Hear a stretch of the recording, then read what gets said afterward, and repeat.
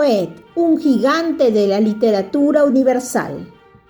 En cierta ocasión dijo: «Yo soy una pluralidad de seres, un conjunto que se llama Goethe». Y tenía razón, ya que todo aquel que intente una completa biografía de Johann Wolfgang Goethe se encontrará con un gigante y multiforme creador, pues siendo imposible dejar de estudiar exhaustivamente al poeta, al dramaturgo y al novelista, tampoco se podrá eludir referirse a su dedicación entusiasta a los quehaceres científicos, morfología, botánica, óptica, geología, teoría de los colores, entre otros, y a su inclinación a transitar hasta su vejez por el camino del amor. Goethe, nacido en Frankfurt del Meno, Alemania, un 28 de agosto de 1749, se proyectó a la fama merced a una novela que tituló Los sufrimientos del joven Werther, que es la historia de un amor que impulsa al suicidio. El libro se publicó en 1774, cuando Goethe tenía 25 años, y produjo una conmoción tal que, al convertirse en el prototipo de la novela romántica, se trocó también en arma peligrosa, pues no solo fue imitado y parodiado, sino que también algunos lectores siguieron el trágico camino de su protagonista. Si bien el libro fue prohibido en algunos lugares, Leipzig, por ejemplo, en otras ciudades de Alemania se imprimieron 16 ediciones. Años después, Werther fue el libro de cabecera de Napoleón, quien se lo confirmó personalmente a Goethe en el 1808. Goethe era hijo de un rico burgués distinguido con el título de consejero imperial, Johann Caspar Goethe, y de Caterina Elisabeth Textor, hija del alcalde de Frankfurt. Recibió una esmerada educación privada, no fue a la escuela primaria. Griego, latín, hebreo, inglés, francés, nociones de arte, ciencias naturales e historia. Pero el pequeño Johann tenía algunos momentos libres y los dedicaba para conversar con no disimulada ternura con la hija de un posadero. Se trataba de Gretchen, una niña como él. Pero un día en el 1765, a los 16 años de edad, hubo de marcharse a Leipzig a estudiar leyes. Allí se enamoró de Anna Caterina Schonkoff, hija de un tabernero, quien le inspiró nuevas canciones y libro para Annette. En el 1771, Goethe fue a Estrasburgo a continuar sus interrumpidos estudios. Allí conoció a Johann Gottfried Herder, escritor, filósofo y crítico enjundioso, quien lo llevó al conocimiento de la literatura shakespeariana y a interesarse por el drama histórico y la poesía popular. De esa época data un nuevo amor, Frederick Bryan, hija del párroco de Sesenheim.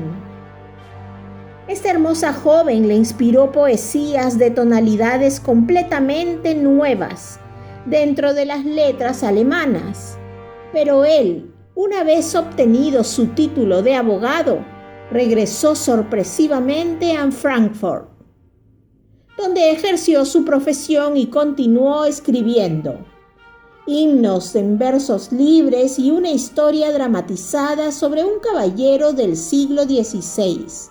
Además comenzó el Fausto, personaje de una leyenda alemana con Nino Gramante, que se burlaba de Dios y del diablo, y que vende a éste su alma a cambio de bienes terrenales.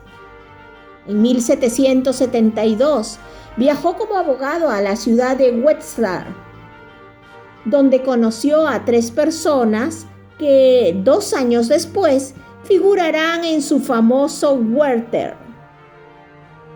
Ellos son el abogado Kressner, la prometida de Charlotte Buff, y el joven Karl Jerusalem, hijo de un teólogo protestante.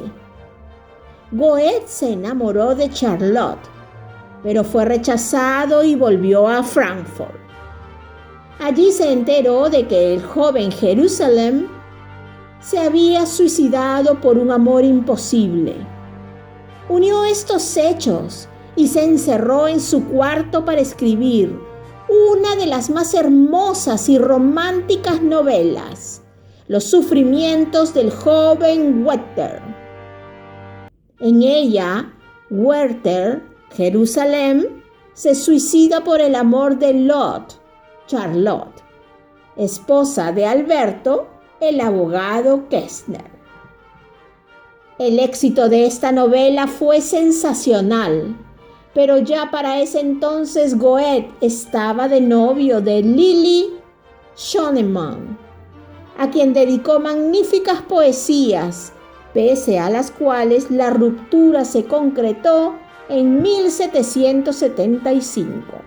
En noviembre de ese mismo año viajó a Weimar para ponerse a las órdenes del duque Carlos Augusto, quien lo nombró consejero secreto y le encomendó la dirección de las minas, de las carreteras y del teatro local. Además, el emperador José II le impuso el título de noble. En 1786, queriendo librarse de los trabajos oficiales de Weimar, emprendió un viaje, más bien una fuga, a Italia.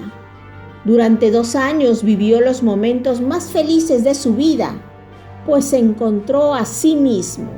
De ese periodo datan Egmont, Ifigenia en Tauride y Torquato Tasso.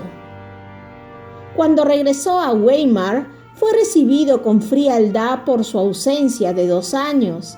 Entonces se aisló y recogió en su casa a una modesta florista, Christiana Vulpius, con quien se casó años después. Asimismo, entabló una profunda y fecunda amistad con Federico Schiller, uno de los más grandes poetas de Alemania.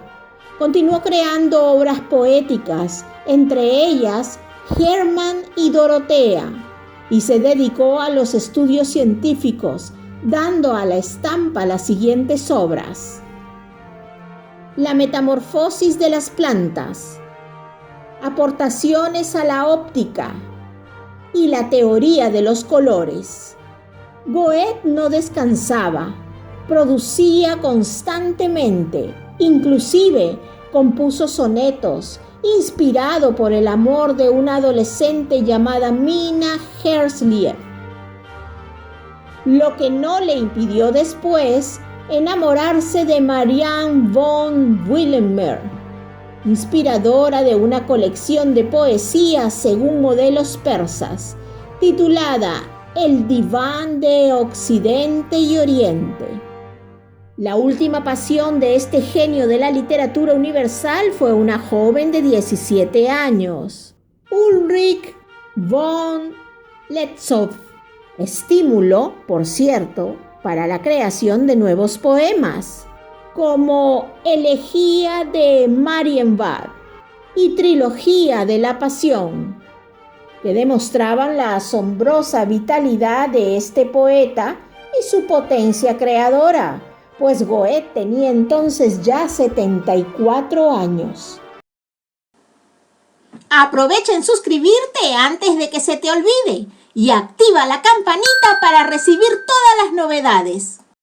Ya en el ocaso de su vida, Goethe terminó Fausto, libro que habría comenzado en plena juventud, cuando solo tenía 23 años. La primera parte apareció en 1808 y la segunda en 1832, poco antes de la muerte de Goethe. En Fausto, obra que el mundo sigue admirando hasta la fecha, Goethe no se limitó a exponer un destino, el del protagonista, sino el destino del hombre con sus apetencias y desvíos. En lo que respecta al autor, puede decirse con certeza que tenía una fe inconmovible en su propio genio. El 22 de marzo de 1832, a los 83 años, la muerte lo sorprendió mientras descansaba en un sillón, y sus últimas palabras fueron: «Abrid los postigos, quiero más luz». Y colorín colorado, espero que esta historia te haya gustado.